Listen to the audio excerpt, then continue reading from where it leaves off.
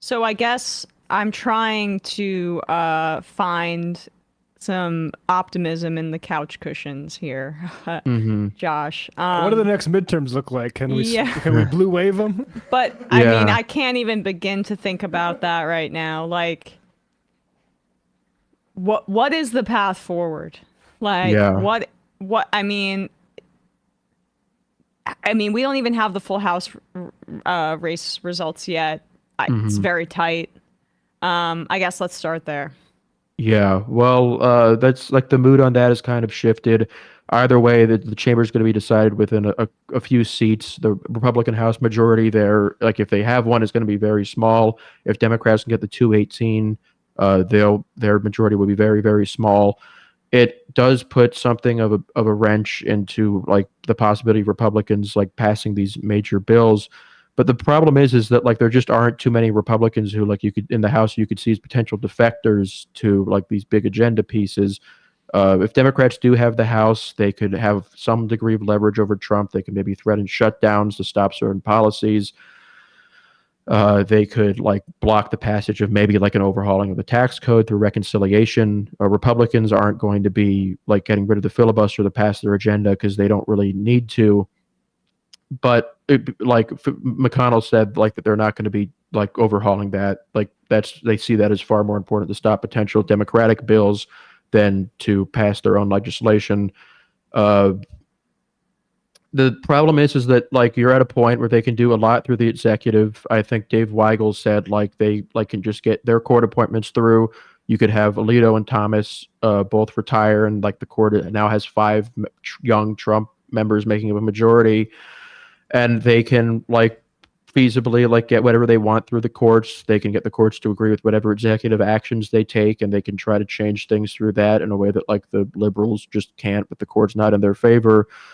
And like it's just like there's going to have to be a reimagining of what Democrats do here going forward because before this there was kind of something of maybe a path where it's like, well, maybe if Democrats just run on the backlash to the court and like Dobbs and all these unpopular Republican candidates, and you can just maybe win elections long term, maybe eventually the court will tilt your way and you can start like, or you'll win enough midterms and you'll start building things like while staying in government.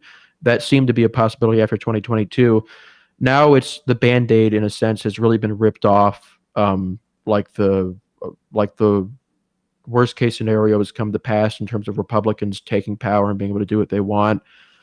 Uh, the only kind of silver lining there is that like you could get a reimagining of the Democratic Party, but like the message they will take from this is that like she was too liberal, and unless there's like a cleaning of like a house cleaning where like all these operatives who presided over these disastrous losses are kind of pushed out of the party. By whom I don't really know. You could, yeah, How can they credibly make that case? She spent the entire post convention thing appealing to Republicans, which I was just like, be, yeah, okay, as long as it's mercenary, whatever, if it gets the job done, but it didn't fucking get the job done. So yeah. You got to how are lower. they able to reclaim this or even say that this is the politics they pursue going Yeah, forward? well, the idea there is that like the well was permanently poisoned by like them supporting BLM in 2020 and saying Latinx Oh, like Jesus 4 years Christ. ago, and that like there was nothing they could do after that. And that Harris, like, I guess the idea would be like popularism can still work where you can get people to support you if they think you're moderate. And what Harris did was a good effort. And like you had people like Matt Yglesias, like when she gave her like convention speech, they said like, oh, the only problem with the convention was that I liked it too much. It fit my exact ideas perfectly. They had people Right. like David Shore running the like effectively running the largest Democratic PAC in the country. They had a $600 million budget and determined a lot of what they focused on. Like they shied away from any real stances. They backed away from like any meaningful like breaks from Biden. They like stayed really close to him for no reason. She outright said like, "Well, I can't break from him because I'm the vice president." Like just showing a complete lack of imagination, like out of what can only really be described as just pure sentimentality. They just thought that he should have been more well liked, so they wanted to live in the world where he was. Uh, but their argument would be that she like was just never in a position to convince people that she was a moderate because she like poisoned her own well by having all these left-wing crazy wacko positions in 2019, and she had to find some way to break from those, and like people were just never going to trust her. There are some people who have been more consistent on that. Some people who did praise her like messaging while saying that like her background was a real problem and might make that impossible. And they have the polling that shows that like people saw her generally as a liberal. Well, the rate at which people saw her as a liberal, the rate at which people saw Trump as a conservative wasn't too different. Like the Trump as a conservative versus a moderate thing is very unclear this election. I've seen different results depending on different polling, but like at a certain point, like the question becomes like if the well was permanently poisoned for her, why didn't you make an effort to get Biden to not run in the first place? Because she was going to be the only option when that happened, and you had to have known that like his run might not have been sustainable. That had to have been something that like had to be a consideration. Because if you weren't imagining it, like you were just living in a fantasy world where like what the insane idea of running this unpopular 81-year-old man was a viable decision. It all comes back to that. It all comes back to that one decision, because you could have had an open race. You could have had a big primary where like you have a lot of these younger, more charismatic candidates and they get to test each other. You get to have this large event that like is pushing more left-wing conceptions of how to fix problems to the country. But that just never happened, and we'll never know what could have happened if it did. But like the people like who made the decisions for the past 2 years were manifestly incompetent and fundamentally just very childish in a way that frustrated me throughout the race.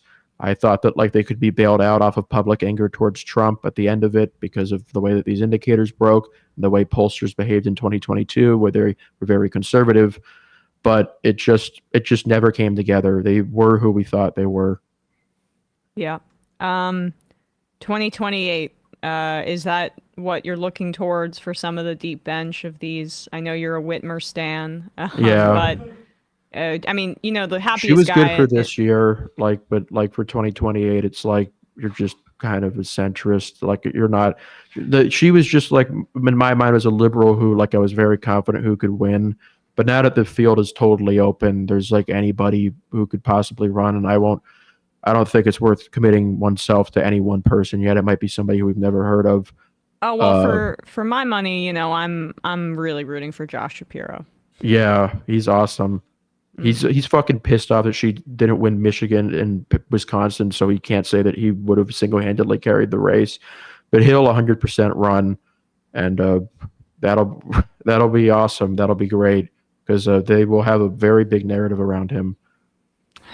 Okay, well, Josh, Ettingermentum, subscribe to the Ettingermentum Substack. Wish we were having a more exciting conversation, but I really appreciate your analysis. Thanks so much. Yeah, it's like this with Starmer becoming unpopular. Like, it's a story that like kind of like is what you'd expect given what we believe, but it's like at this point it's not even novel.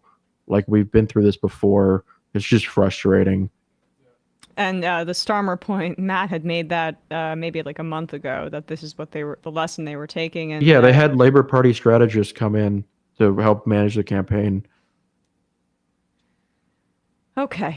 Yeah. Josh, Ettingermentum, thanks so much. Really appreciate it. Thanks for having me. Okay, well, on. actually, we're having someone saying Biden shouldn't have dropped out. I want you to myth bust that one more time. Yeah, well, like he was, like if you thought that what happened last night was bad, it would have been way worse. His polling was like 5 points worse than hers when she came in. He probably like loses Minnesota and Virginia and New Jersey. Virginia, New Mexico. Yeah, New Mexico, like maybe even Illinois. Everything that caused the party to fail was downstream of him and his administration.